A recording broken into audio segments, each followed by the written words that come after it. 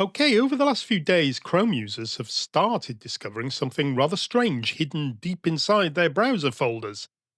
Basically, huge AI related files, in some cases, several gigabytes in size.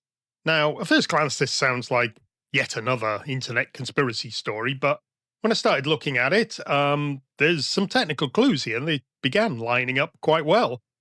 So the deeper story here is actually probably much bigger than this single hidden file. So let's have a look at what the file is and what it actually means. So the report started appearing across different forums, Reddit threads, and privacy discussions and places like that.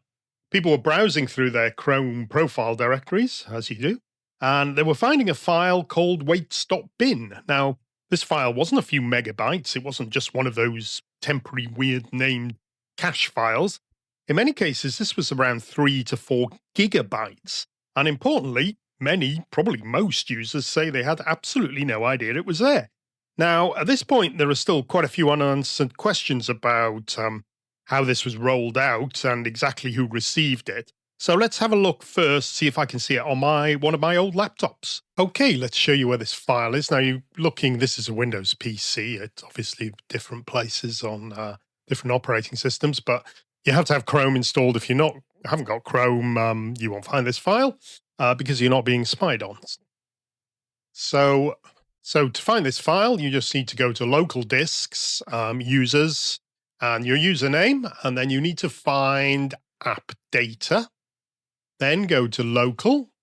Then you need to go to Google and Chrome and user data, and then you need to scroll down and find this if it's here. Op guide on device model, and in here you will find, if you have got this AI component installed on your computer, a file called weights.bin, and I'll explain in the video what this is all about. Now, just to be clear, there's currently no evidence this is spyware or malware or anything like that.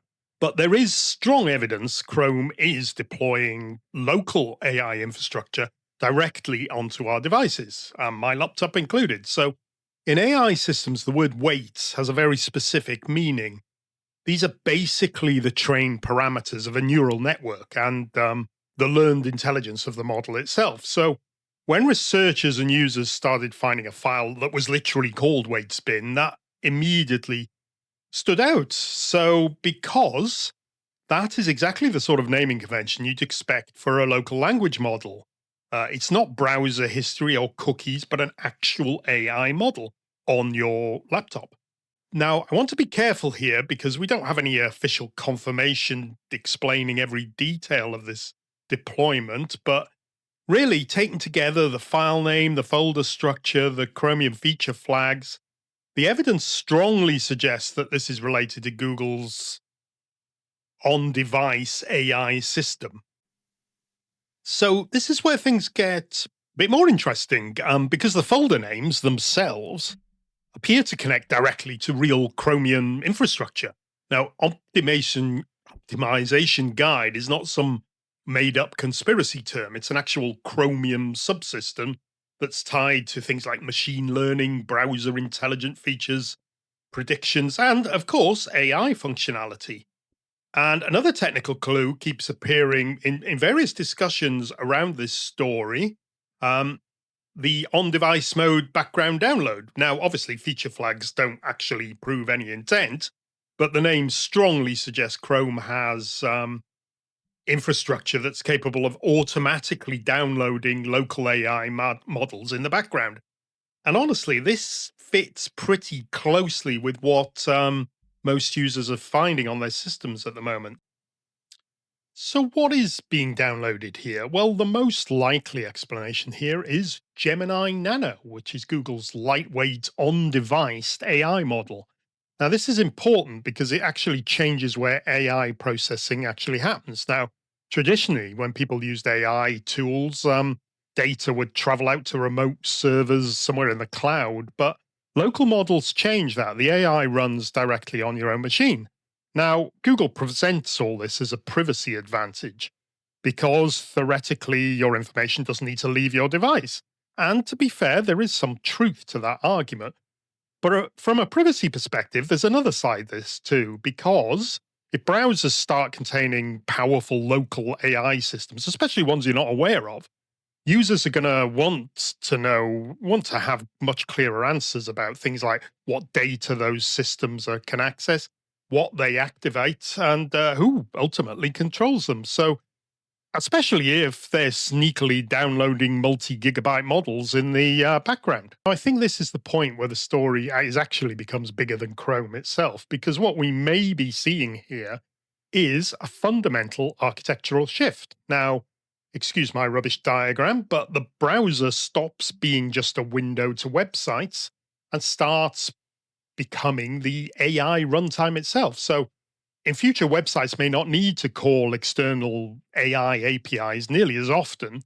Instead, the browsers just got it all locally. So that means things like summarization, writing assistance, text generation, maybe all sorts of advanced AI tasks that I can't even imagine. But this could potentially happen directly inside the browser. So it will be faster, it'll be cheaper for companies, and, well, possibly more private in some situation, but it's also potentially far less transparent for ordinary users.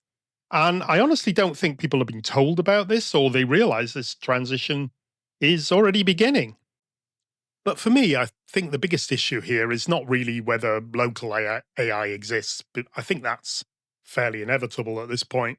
The real issue here is transparency. Now, if a browser is downloading several gigabytes of AI model data onto a user's machine, I think many people would reasonably expect some clearer disclosure, some clearer controls, and a better explanation of what exactly is being installed.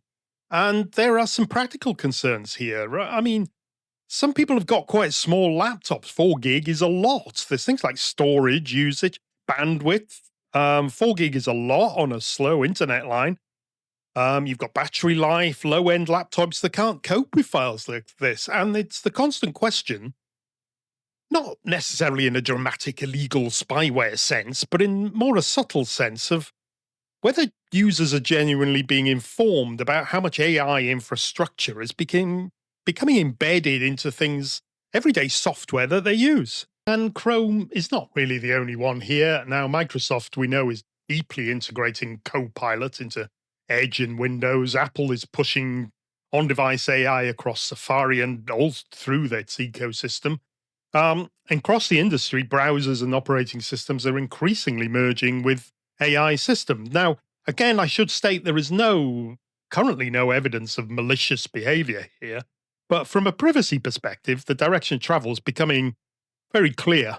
So, at least for now, I don't think the evidence supports turning this into some kind of full-blown spyware panic story.